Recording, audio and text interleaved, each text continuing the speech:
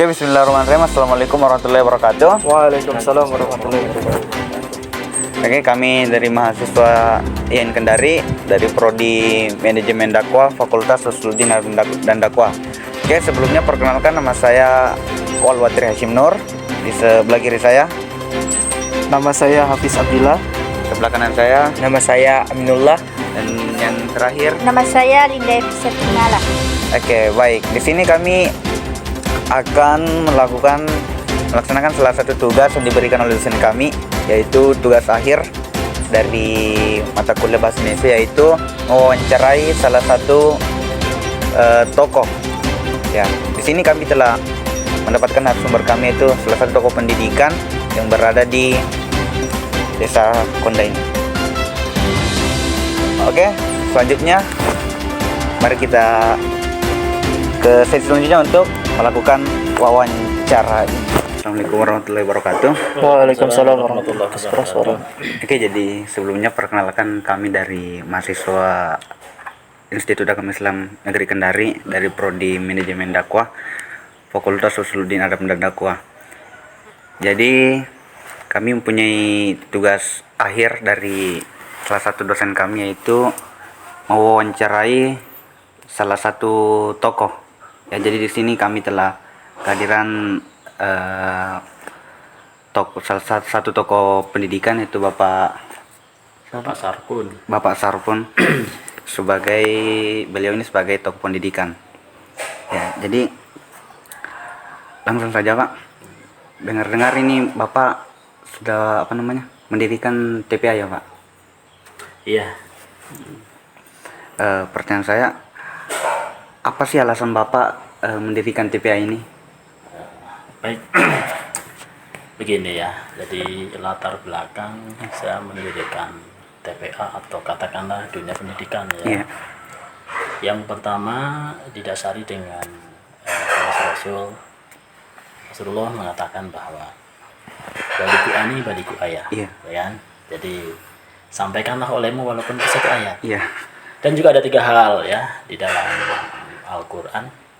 Dikatakan bahwa orang meninggal ada 3 hal yang dibawa. Yang pertama adalah anak yang soleh, yang kedua ilmu bermanfaat, dan yang ketiga adalah amal jariah. Dan saya ambil bagian yang nomor 2, jadi ilmu bermanfaat. Nah, itulah latar belakang saya mendirikan katakanlah dunia pendidikan sekelas TPA.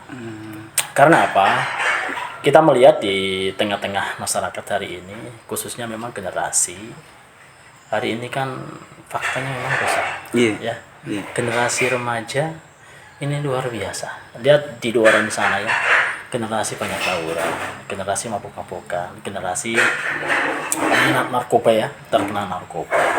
Dan masih banyak hal-hal yang lain yang termotivasi saya harus mendirikan sebuah pendidikan, terutama adalah generasi ya bocil-bocil tadi ya, generasi TPA seperti itu. Karena pentingnya di sini memberikan dasar-dasar kepada anak-anak agar anak-anak itu nanti tumbuh berkembang menjadi anak-anak yang cerdas, anak-anak yang bisa membedakan mana yang hak dan mana yang batil.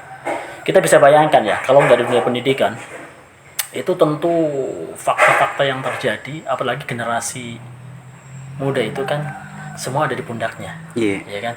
Dari mulai sebuah peradaban itu bisa eksis atau bisa negara itu bisa eksis, itu terutama adalah generasi mudanya. Kalau generasinya muda itu letoy, apalagi generasi mudanya semisalnya materialistis, ini akan berbahaya. Maka akan hancur sebuah peradaban dan hancur sebuah negara tergantung dari generasi. Maka disitulah latar belakang saya mendirikan sebuah TPA dalam rangka memang yang pertama juga salah satu kewajiban. Iya. Baliku ani baliku ayah, dan ada 3 hal tadi itu ya, termasuk salah satunya ilmu bermanfaat dan melihat situasi dan kondisi umat atau generasi muda yang hari ini rusak. Mungkin itu. Ya, terima kasih. Sangat baik ya memang, Pak, melihat juga kondisi sekarang di mana anak-anak kebanyakan terpengaruh daripada teknologi, begitu. Nah, kemudian apa saja kendala yang Bapak hadapi atau yang Bapak dapatkan selama dalam mendirikan TPA ini? Ya, tentunya ya. Dalam sebuah pendidikan, tentu kita kan di tengah-tengah umat, di tengah-tengah masyarakat, menyampaikan beberapa ide sebuah tawaran-tawaran, sebuah paparan materi-materi, atau paling enggak sebuah pemikiran-pemikiran di tengah-tengah umat, pemikiran-pemikiran di anak-anak agar senantiasa anak itu cerdas. Tentu banyak tantangan dan ada saja tantangan dan hambatan. Kita mengacu kepada Rasulullah SAW. Rasulullah SAW dakwah atau menyampaikan kebaikan, merubah kondisi umat di Mekah Al-Mukarramah. 13 tahun, ya kan? Pengikut cuma berapa? 13 orang. Gitu ya.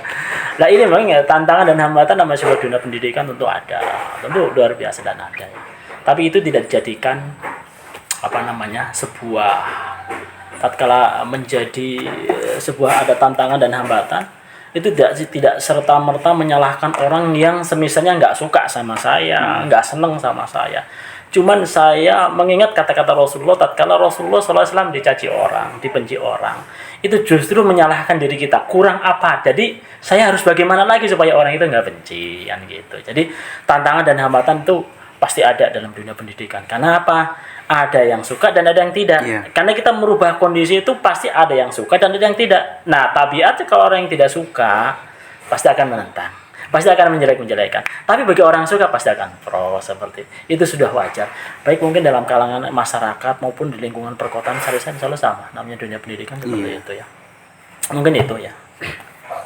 Ya kuncinya satu, harus sabar, sabar dan sabar, seperti itu. Kemudian apa sih dampaknya TPA ini kepada masyarakat? Ya, dampaknya luar biasa, alhamdulillah ya. Apalagi kita melihat hari ini kondisi anak-anak ya. Kondisi anak-anak kita hari ini itu lebih cenderung orang tuanya itu anak dipegangin HP. Nah, HP itu tentunya itu di antara positif dan negatifnya lebih banyak negatifnya daripada positifnya. Apalagi kalau orang tuanya gaptek. Nah, ini ya.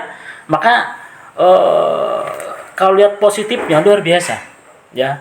Saat sekarang ini dulu anak-anak ya barangkali di jam-jam waktu sholat baik lohor maupun asar, mereka itu nggak mendengar suara azan, nggak mau pergi ke masjid. Tapi faktanya hari ini kalau asar terutama dan maghrib dan isya itu anak-anak mulai berduyun-duyun datang ke masjid. Inilah sebuah keberhasilan barangkali ya di tingkat apalagi di tingkat pedesaan seperti itu ya.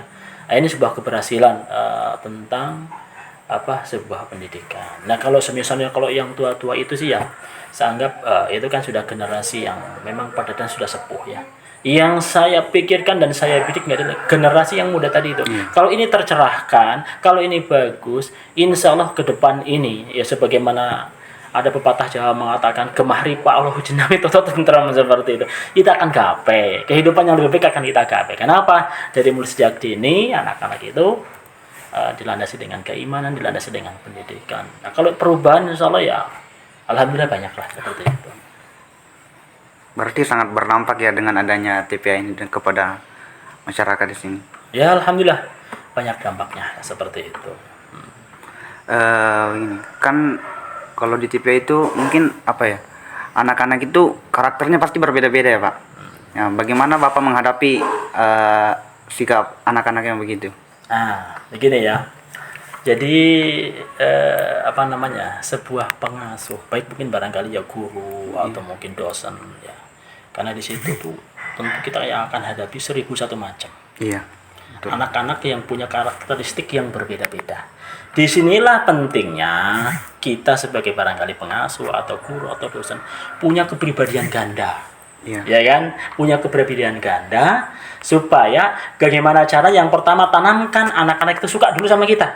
Senang dulu sama kita. Kalau itu sudah kita dapatkan, otomatis dengan sendirinya anak itu akan suka sama kita dan kalau sudah suka, pasti apa yang kita sampaikan dia akan ikut. Nah, jadi seperti itu.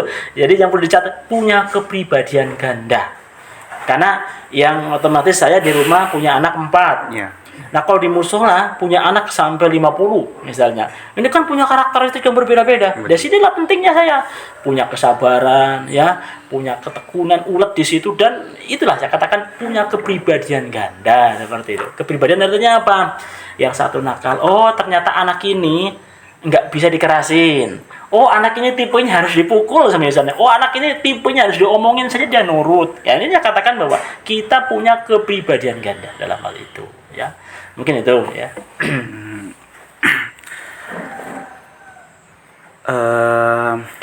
Yang terakhir mungkin Pak. Iya, silakan.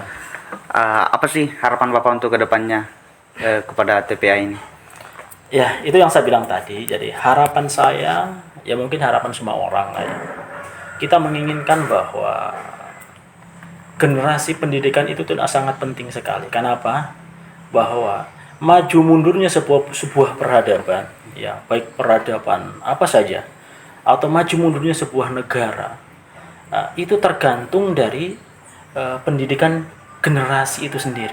Maka kalau toh misalnya generasi saya katakan di leto, generasi yang materialistis, yang berpikir untuk tentang masalah duniawi saja, ini amat berbahaya. Maka harapan saya tentunya ya dengan adanya TPA, dengan adanya pendidikan ke depan ini, ya ke depan ini, ya keinginan kita ini ya kalau ke depan itu tentunya kita menginginkan kalau generasinya cerdas, insya Allah, ya bahwasanya sebuah negara itu akan maju kalau negara, ya kan? Kalau generasinya cerdas baik di bidang agama maupun di bidang sains dan teknologi. Itu kalau sains dan teknologi itu urusan sekolah nanti sana ya. Nah, ini terutama bekal agama tadi itu. Karena agama itu yang akan mengendalikan sebuah generasi itu tadi sendiri, beriman dan bertakwa. Sehingga kalau beriman dan bertakwa enggak menjadi kayak macam saat sekali kan pejabat-pejabat korup dan lain sebagainya. Nah, ya banyak lah kenakalan remaja atau kenakalan orang-orang elit seperti itu ya. Nah, kalau generasi dari mulai sejak dini dipupuk dipupuk dengan bagus, ibarat tadi itu pelajaran-pelajaran agama, insya Allah bahwasanya negara ini akan bagus dan akan baik. Kemahrifah loh jenawi atau tentrem kalau orang Jawa bilang akan kita raih. Jadi kalau yang dikatakan oleh Allah saya lupa ayatnya ya, jadi jika penduduk negeri beriman dan bertakwa akan diturunkan berkah dari langit dan bumi. Artinya apa? Itu ikut andil generasi mudanya di situ gitu ya. Generasi. Nah, kalau generasinya bobrok, ya kan. Makanya nih kalian semuanya generasi ada di pundak kalian ini ya. Ada di pundak kalian semuanya ini generasi maju dan mundurnya peradaban Islam, peradaban dunia saat sekarang ini ada di pundak kalian. Kesempatan Mas kalian masih muda gitu ya. Ada di pundak kalian. Mungkin itu barangkali. Oke. Baik, terima kasih sekali Pak atas waktu dan kesempatan yang telah diberikan kepada kami untuk proses wawancara ini. Alhamdulillah ada banyak hal yang kita dapat petik dari wawancara tadi, bahwasanya anak muda merupakan suatu generasi yang akan menjadi penerus kepada orang-orang tua yang sekarang. Jadi saya kira itu Pak. Terima kasih. Assalamualaikum warahmatullahi wabarakatuh. Waalaikumsalam warahmatullahi wabarakatuh.